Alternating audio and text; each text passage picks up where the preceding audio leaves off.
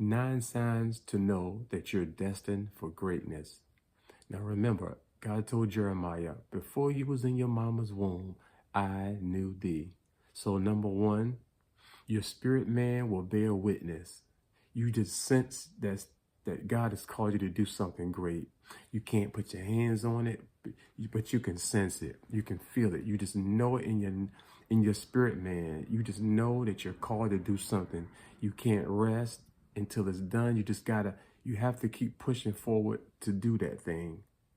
Number two, when life is hard, when it feels like life is beating you down, beating you up, and you keep going and you keep going, you get up and it seems like something's happening. You get up on your feet and it feels like something else is going on. When life is hard and you're going through trials and tests, that's because God's shaping you and molding you and making you and building your character. He's building it up in you. So that's another sign number two, okay?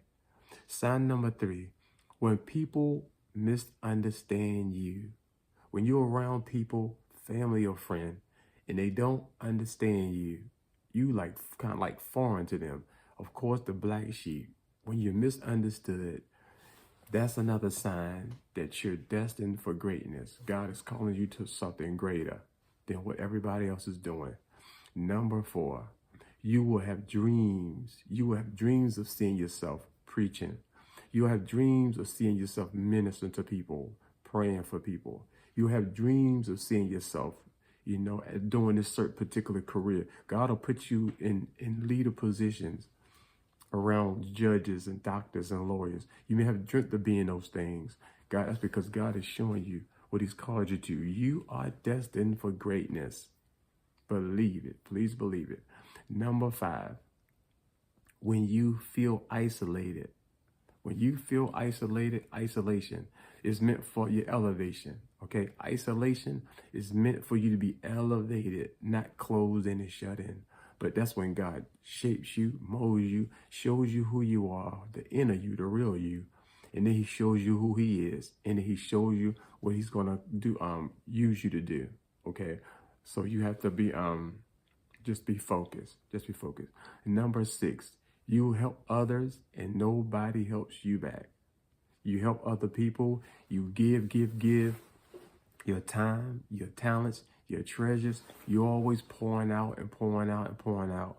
And you're like, Lord, when is it going to be my turn? When am I going to be blessed? I'm blessing everybody else.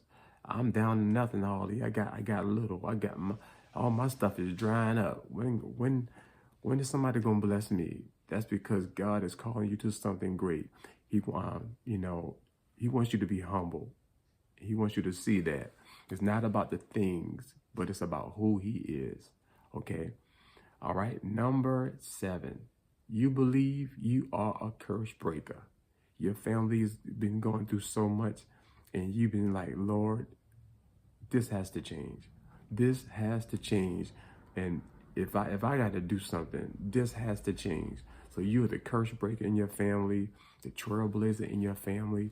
If you're feeling the nudge to want to step in situations and help out when things are going on in the family, yes, you are the one that God wants to use to do something great in the earth and in the land. Please believe it.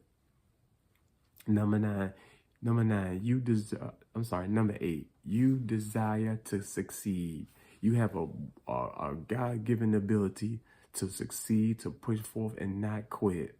Something in you won't let you quit. When you try to stop, when you try to quit, you can do something and put it down for some days, and that thing will rise back up. That thing will come to your mind again. You just have to do it. You can't not do it. That's another sign that God is calling you to greatness.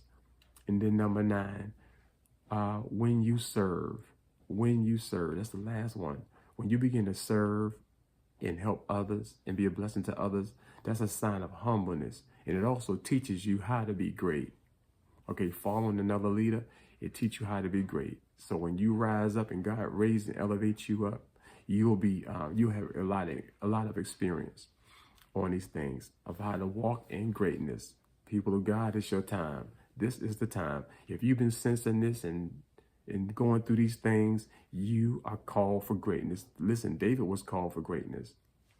He was called to greatness. He knew it was something, but he just couldn't put his hands on it. He was out there with the animals, out there with the animals and the flock. But even he was out there leading and didn't even realize what he was doing. Even David was called for greatness. May you too be called to something great in the earth. Till next time, God bless.